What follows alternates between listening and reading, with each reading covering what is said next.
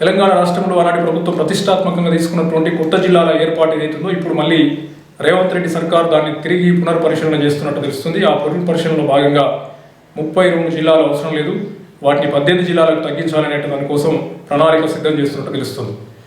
వాస్తవానికి ఆ రోజు 10 జిల్లాలు ఉన్నటువంటి తెలంగాణను జిల్లాలుగా విభజించే క్రమంలో నోటిఫికేషన్ ఇచ్చిన సందర్భంలో ఆయా ప్రాంతాలలో కూడా పెద్ద ఎత్తున మాకు జిల్లాలు కావాలనే డిమాండ్ వచ్చింది. ఓ రకంగా చెప్పాలంటే అది సెంటిమెంట్ ప్రాతిపదికన జిల్లాల ఏర్పాటు జరిగింది.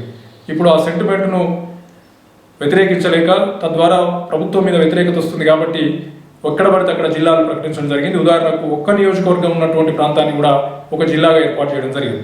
ఇప్పుడు వాటన్నింటినీ సమీక్షించాలని రేవంత్ రెడ్డి సర్కార్ నిర్ణయం తీసుకుని ఆ రకంగా సమీక్షించిన క్రమంలో దాదాపు ఒక పార్లమెంటు నియోజకవర్గాన్ని ఒక జిల్లాగా చేస్తే బాగుంటుందని ఆలోచిస్తున్నట్టు తెలుస్తుంది. అలా కనుక చేసుంటే తెలంగాణలో 17 లేదా 18 జిల్లాలు మాత్రమే ఏర్పాటయ్యే అవకాశం ఉంది.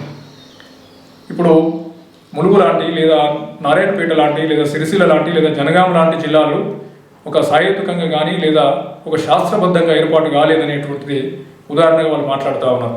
ఒక ఎమ్మెల్యే 4 జిల్లాల ప్రాంతంలో ప్రాతినిధ్యం వహిస్తున్నాడు. అలాగే కొన్ని పోలీస్ కమిషనరేట్లు 2-3 జిల్లాలకు ఉండడంతో అక్కడ ఎమ్మెల్యే ఒకరు, ఎంపీ ఒకరు, పోలీస్ కమిషనర్ ఒకరు, ఈ రకమైన కలెక్టర్ ఒకరు, ఈ రకమైనటువంటి గందరగోళం ఉన్నది. దాని ద్వారా పరిపాలనపరమైనటువంటి సమస్యలు తలెత్తుతున్నాయి. కాబట్టి ఈ జిల్లాని పునర్వ్యవస్థీకరించాలి. అందులో భాగంగా ఒక పార్లమెంటు నియోజకవర్గాన్ని ఒక జిల్లాగా తీసుకుంటే ఒక ఎంపీ ఉంటాడు, ఆ నియోజకవర్గానికి ఎమ్మెల్యేలు ఉంటారు, అక్కడ ఒక కలెక్టర్ ఉంటాడు. ఇట్లా గందరగోళం లేకుండా ఉదాహరణ ఇప్పుడు జనగాం జిల్లాలో ఉన్నటువంటి ఒక ఎమ్మెల్యే, జనగామ ఎమ్మెల్యేని ఉదాహరణకు తీసుకుంటే ఆయన ప్రాంతంలో ఉన్నటువంటి చేరియాల, మద్దూరు, కుమరవెల్లి అవి సిద్దిపేట జిల్లాలకు వస్తాయి. ఇక్కడ జనగాం కలెక్టరు, అక్కడ సిద్దిపేట కలెక్టర్, ఈ ఇద్దరితో ఆయన అనుసంధానం చేయడం జరుగుతుంది. అలాగే ఎంపీ స్థానానికి వచ్చేటప్పటికి ఇబ్రాహీంపట్నం నుంచి అక్కడ చేరియాల వరకు ఎంపీ స్థానం ఉంది.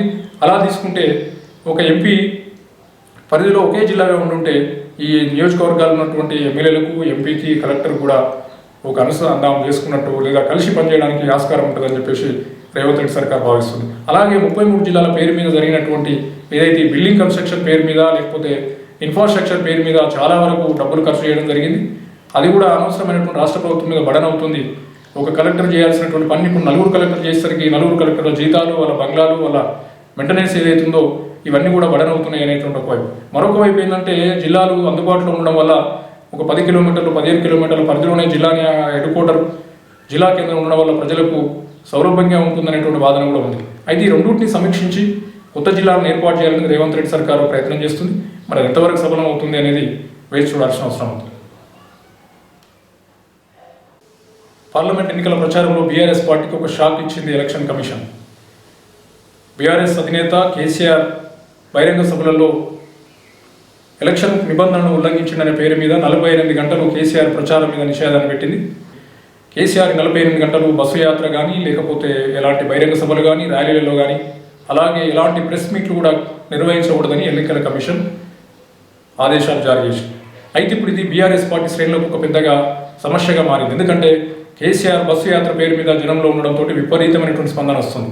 అంటే ఒక రకంగా ఎదురు దెబ్బ కలిగినటువంటి బీఆర్ఎస్ పార్టీకి ఇప్పుడు తిరిగి కోలుకునడం కోసం కేసీఆర్ రంగంలోకి దిగడంతో ప్రజలలో ఉండడంతో స్పందన వస్తున్నటువంటి తీరులో బీఆర్ఎస్ పార్టీలో కొంచెం ఆశలు చిగురించినాయి. ఈ 48 గంటల ప్రచారాన్ని ఎన్నికల కమిషన్ నిషేధించడం ద్వారా బీఆర్ఎస్ శ్రేణులు నిరాశకు గురవుతా ఉన్నాయి.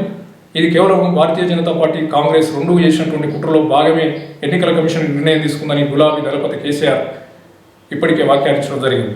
అయితే ఇప్పుడు ఈ 48 గంటలు కేటీఆర్, హరీష్ రావు ఇద్దరు తమ ప్రచార జోరును పెంచడం కోసం బీఆర్ఎస్ పార్టీ ప్రయత్నాలు చేస్తుంది. ఈ 48 గంటల పరిధిలో హరీష్ రావు, కేటీఆర్ ఇద్దరు ఆ రోడ్ షోలను, ఆ బస్సు యాత్రను నిర్వహించాలని, ఆ తర్వాత 48 గంటల తర్వాత మళ్ళీ తిరిగి కేసీఆర్ ప్రచారంలోకి వచ్చేటువంటి అవకాశం ఉంది.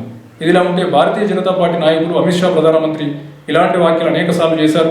రాజస్థాన్లో చేశారు, తెలంగాణలో మాట్లాడారు. అయినా వాళ్ళ మీద ఇలాంటి చర్యలు తీసుకోకపోగా కేవలం వాళ్ళు మాట్లాడినటువంటి వీడియోను ట్విట్టర్లోకి వెళ్ళి, ఫేస్బుక్లోకి వెళ్ళి, సోషల్ మీడియా నుంచి తొలగించాలని ఆదేశాలు ఇచ్చి తొలగించడం తప్ప వాళ్ళ ప్రచారం మీద ఎలాంటి ఆంక్షలు పెట్టలేదు. కేవలం బీఆర్ఎస్ నాయకులు కేసీఆర్ మీదనే ఈ ఆంక్షలు పెట్టడం పట్ల బీఆర్ఎస్ శ్రేణులు, తెలంగాణ వాదులు కొంత ఆగ్రహం వ్యక్తం చేస్తూ ఉన్నారు. ఇది